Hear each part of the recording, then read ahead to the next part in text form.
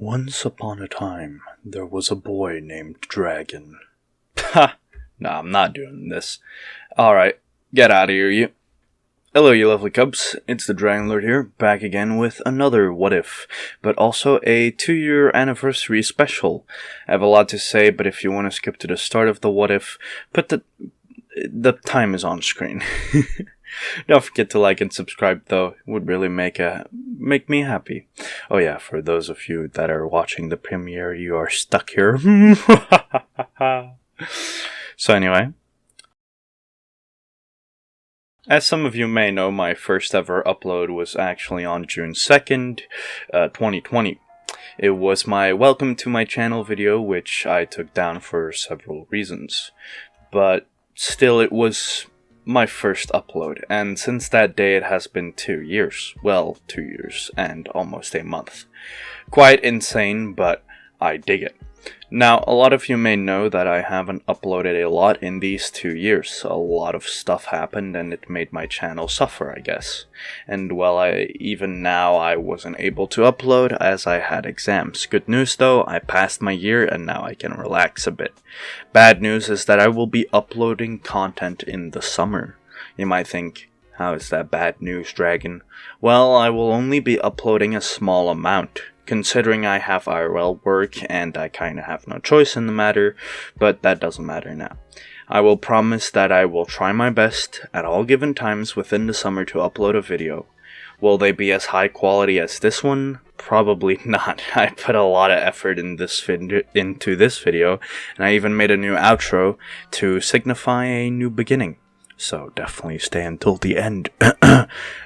But back on point, my channel has existed for 2 years now, and in those 2 years I have built up a community of 4.5 thousand subscribers, which is insane to me.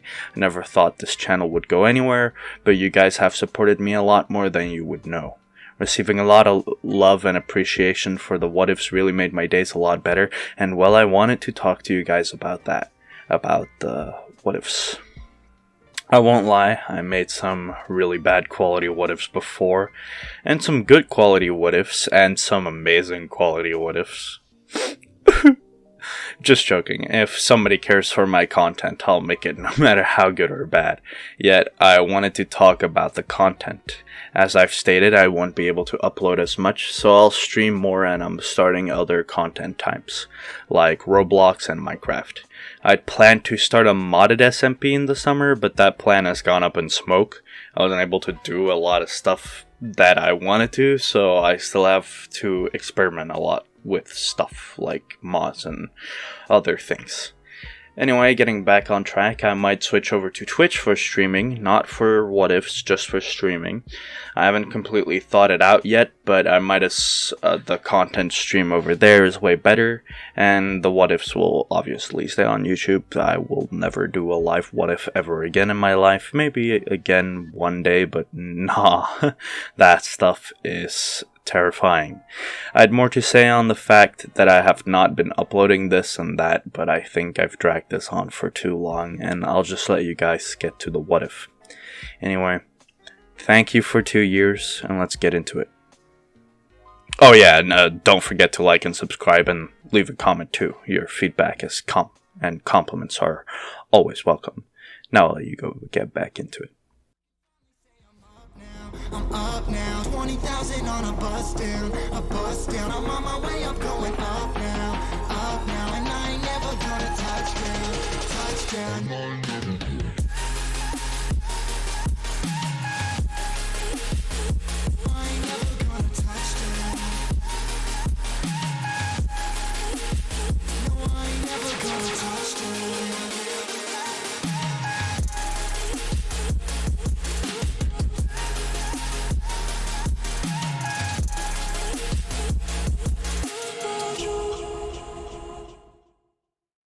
In Fuchsia Village, a small bar exists.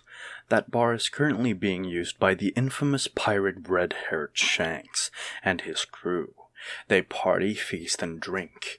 Meanwhile, a young boy looks on in amazement and admiration at the pirates. That boy would be Monkey D. Luffy. He'd admire them from afar first, peeking through the windows and door at the bar. He wouldn't try to enter as he remembered his grandfather's words clearly to stay away from pirates, although as he turned around to leave he'd bump against something and fall. "And I didn't see you there, little man. Sorry," the man would say, extending his hand to Luffy. Luffy would look up at the man as he saw the red-haired man with a scar on his eye. He'd remember his grandfather cursing at a man with red hair. Could this be that man?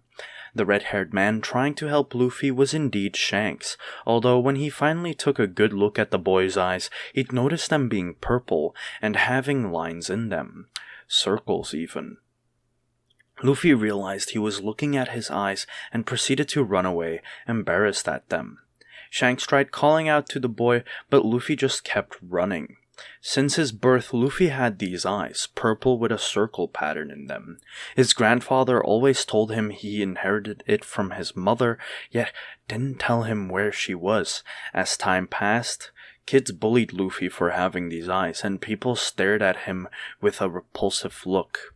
Even the people working for his grandfather would look at him with a sort of fear. At first it didn't disturb Luffy until people started treating him differently.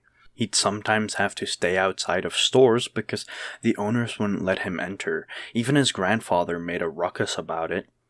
Luffy decided that he'd just stay away from people if they feared him. That was the easiest solution he could come up with, after all. Without realizing it, the boy had run back to the edge of a cliff. He'd come here often to look at the ocean and admire it, although now he was more fascinated by the ship of the red-haired pirates that was docked nearby. "Beautiful, ain't she?" a voice would speak from behind him. Luffy would turn around and see that Shanks had followed him. "You can be at ease. I didn't mean any harm," Shanks would say as he approached Luffy and sat down next to him. Luffy would still look down, trying to avoid eye contact, although Shanks would take a deep breath and ask him to look at him. Luffy did and looked at the pirate. "Those are some pretty cool eyes, not gonna lie," Shanks would say as he took a good look at Luffy's eyes. Luffy was a bit shocked that somebody wasn't repulsed by his eyes. "You mean that?" he'd ask as he started getting teary-eyed. "Yeah, of course. I'd invite you to my crew on that alone if you were older," Shanks would say, laughing. Although he'd stop as he suddenly got hugged by Luffy. Not knowing what to do, Shanks would simply pat him. This small interaction between the two led to months of the two hanging out with each other. Whenever Luffy was not being trained by his grandfather, he'd hang out with the red-haired pirates. They'd become friends and Shanks showed Luffy many things, inspiring the boy to become a pirate. Luffy's grandfather, Garp, didn't like Red Hair's involvement, as he made Luffy go through more difficult training. Luffy, however, learned it rather quickly, dodging punches and throwing his own back. Any training Garp threw at him was easily mastered by Luffy, as if he learned faster than normal people, although Garp thought Luffy was a prodigy. Luffy bonded with his grandfather a lot, but he still wanted to become a pirate, much to Garp's dismay. One day, at Party's bar, the red-haired pirates would be partying like they do. Luffy would come meet up with them and party with them. After all, they had all become friends. Luffy looked up at Shanks and asked him some questions that surprised the pirate. Luffy had questioned Shanks about the aura coming off of him. The pirate thought that Luffy could see Haki and showed him armament Haki. Luffy easily copied this and did the same thing Shanks did. The pirate was shocked and asked Luffy how he learned armament Haki, with the boy simply answering he copied what Shanks did. The pirate tried using Conqueror's Haki a bit to test the theory. Luffy would copy what Shanks did again and used Conqueror's Haki, absolutely stunning the crew. "Luffy, I think your eyes can see Haki flow. Or, well, energy?" This confused Luffy, who asked Shanks more about Haki. This led to Shanks giving Luffy a quick lesson about Haki. Luffy just imagined Haki as the energy he could see flowing everywhere. He'd imitate what Shanks taught him, and he had a good grasp on what Shanks taught him. He didn't have the greatest control, but if he learned to control it, he'd become a lot stronger, is what Shanks taught him. Luffy wanted to pose more questions, but at that moment the bar doors would loudly open. Entering into the bar was the mountain bandit, Higuma, who demanded Makino for a barrel of sake. Yet when she informed him that they were out of barrels of sake, Shanks would actually offer him the last bottle of sake. However, Higuma smashed a bottle over Shanks' head and slashed at the counter, stating who he was and that he shouldn't be taken lightly.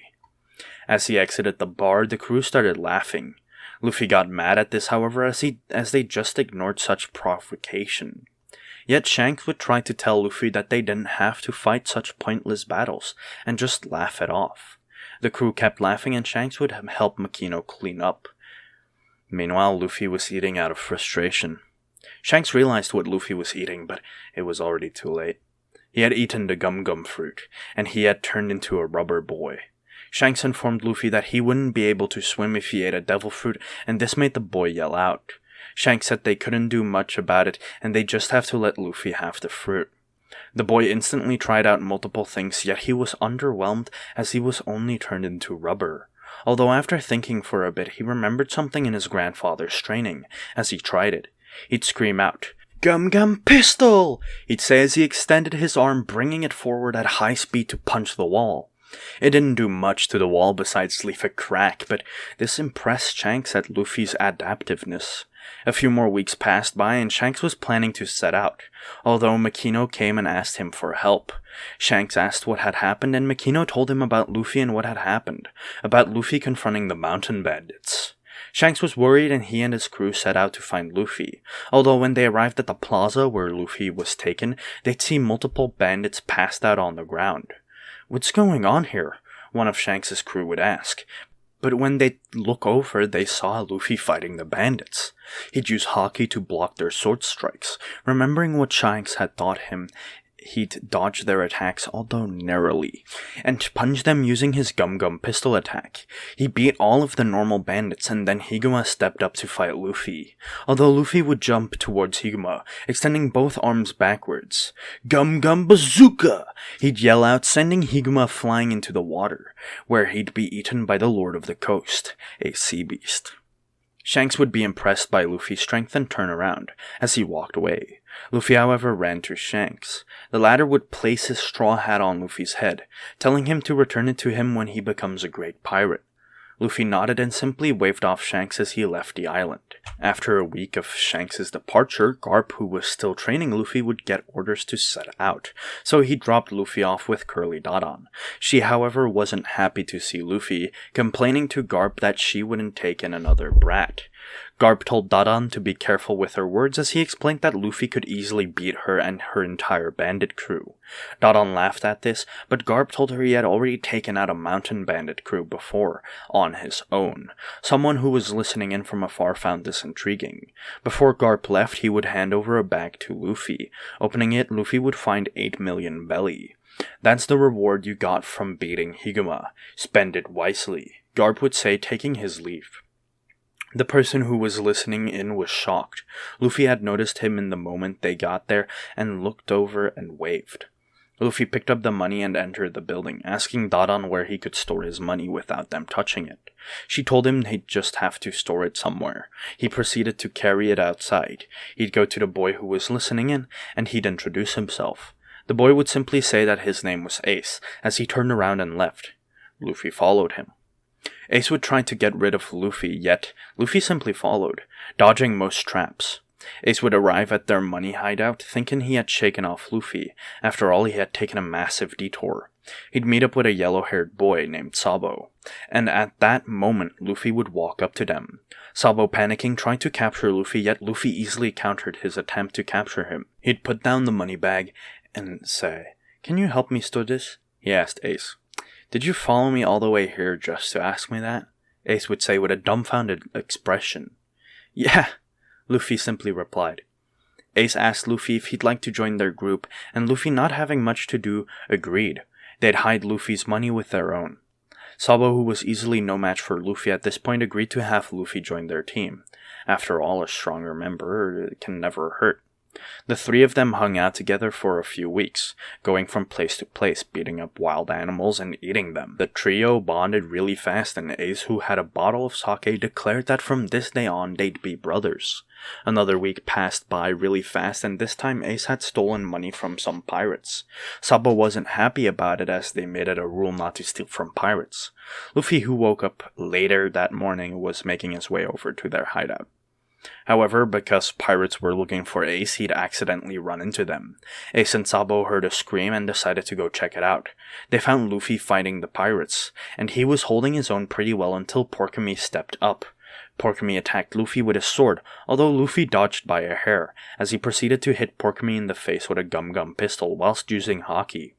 Porkamy stumbled back a bit, but the overwhelming size difference was kicking in. Ace and Sabo stepped up as they wanted to help Luffy.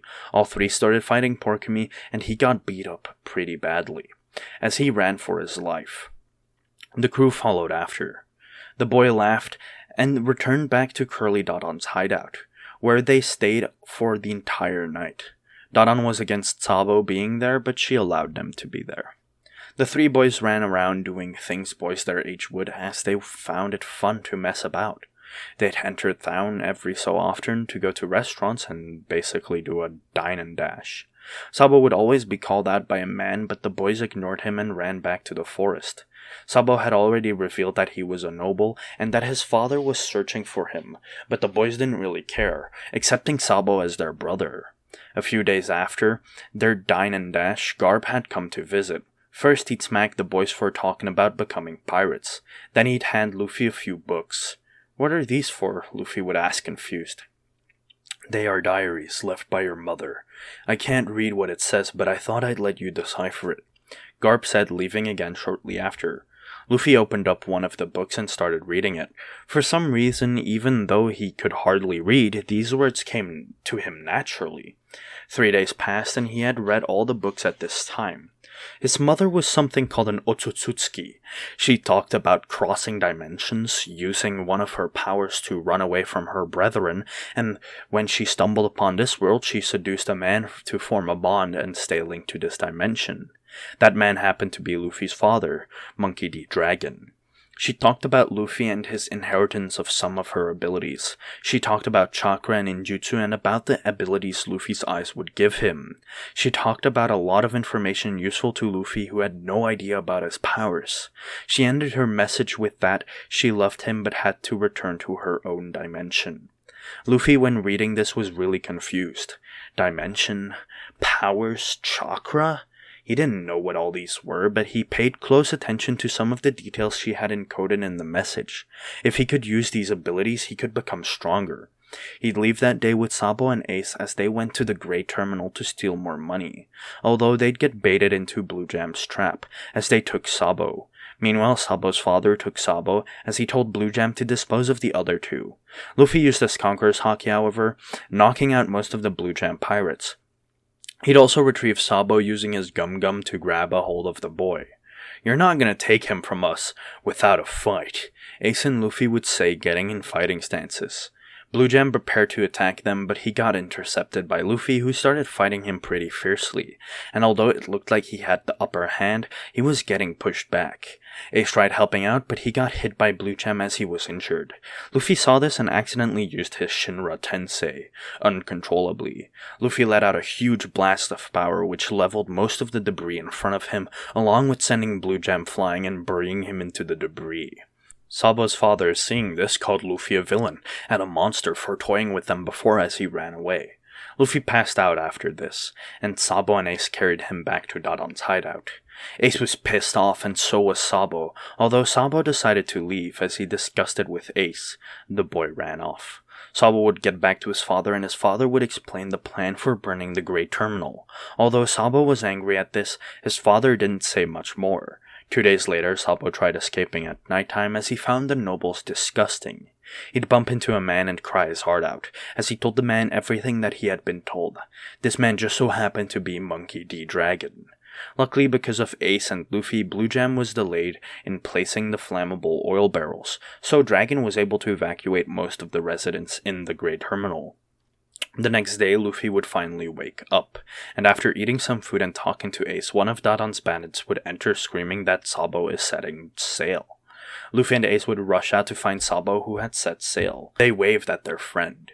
He had decided to set out before them, so all they could do was wave him off. However, a massive ship would shoot down Sabo's boat. The brothers who saw this screamed out in horror. When the smoke settled, all that remained on the water was Sabo's iconic hat. Luffy felt something boil inside of him. It was a mixture of sadness and rage. Almost as if his body moved on its own, he raised his hand. Chakra would start leaking from him. This energy, which was close to Haki, yet more wild, was surging. It created a sort of light beacon. The world noble, or celestial dragon, looked over at the light, used a spyglass, and saw a boy with teary eyes but a mad expression on his face. He'd see the boy who had his hand raised aim his hand at him. He laughed and ordered for the boy to be shot down. However, a shadow would be cast over him. Looking up, he'd see a small but yet sizable meteor about to hit the ship. All of the marine admirals and strong people instantly tried protecting the celestial dragon. However, the ship was completely destroyed. Ace stood next to Luffy with his jaw dropped. Luffy still stood tall. It's like a limiter on him had just been released. He turned around and looked at Ace, the latter just gesturing they should go home. A week had passed, and in that time the celestial dragon had washed up ashore. His memory was fuzzy, but he had explained it to the doctor, his query about the boy with the straw hat. Sabo's father, who was there, told him the name of the boy who the world noble had explained, or described. Monkey D. Luffy. The world noble ordered for them to contact the Marine HQ. After explaining everything that had happened, the world noble told them about the boy with the straw hat, and told them to give him a bounty of at least 500 million, and that he'd pay it if the boy was captured alive or killed. Sabo's father also added another 50 million to whatever they'd put as his bounty. Luffy's bounty would be revealed the week after. Whilst Luffy, Ace, and Dadan were eating, a bandit would enter and show the news, as they showed Luffy's bounty, which had been set on 650 million belly, making Luffy not only have the highest bounty in the East Blue at the moment, but also giving him the highest first-rated bounty. This blew up like wildfire and spread the word across the entire East Blue and even Grand Line. Shanks, who had heard the news, was really impressed because after all it had only been around 6 months since Luffy had last seen him. Of course, Garp got to hear this as well, and HQ ordered him to go and capture his grandson. Garp told them that he didn't know where Luffy was and would be hiding, as he left him there. Obviously this was a lie, but he didn't want to believe his grandson was now a wanted criminal. Another week would pass, Ace and Luffy would keep playing, and then Garp entered Dadan's place. He found Luffy and Ace and scolded Luffy for being so reckless. He was now a wanted criminal and could be killed at any moment, yet Luffy didn't mind. Garp sighed and left. He was on the island to search for his grandson in quotation on HQ's orders, yet he made a false report saying that Luffy was no longer on the island. Years would pass and stories of the boy who almost killed a noble started to dial down. The Marines still on the hunt, going from island to island. Around when Luffy was 14, Ace would set out to become a pirate, leaving the island planning to make a name for himself. 3 more years passed, and in these past 10 years that Luffy lived with Dadan, played with Ace, and trained, he had become quite strong, mastering not only the 3 Haki types, but also most of the abilities his mother had left him. His devil fruit had also become a lot stronger. He made these moves and also made these few transformations. He decided to set out, buying a boat and leaving with some provisions. The boat he bought was decently sized. He had used the 8 million his grandfather gave him to buy a good boat and a lot of food. He set out and, well, nothing really happened. He was just sailing the sea, stopping by a few islands. He'd buy more provisions and fight off marines and as well as bandits trying to claim his bounty. Word had spread out about Monkey D. Luffy, and the marines set out to catch him. Luffy would be sailing for a few days, and then he'd run into a ship who was being raided by pirates. He decided to board the ship, and out of horror, the pirates who recognized him all begged for mercy. His bounty had already raised another 5 million. Being now at 655 million, they mainly did this to update his picture. The pirates who had seen the updated picture all kneeled and begged for their lives. The pirates who didn't know and Alvida rushed at Luffy. Luffy simply used his Conqueror's Haki to knock them out, although Alvida wasn't knocked out, so he sent her flying with a Gum Gum rocket. Kobe would start following Luffy as they first took the money and provisions from the Alvida pirates.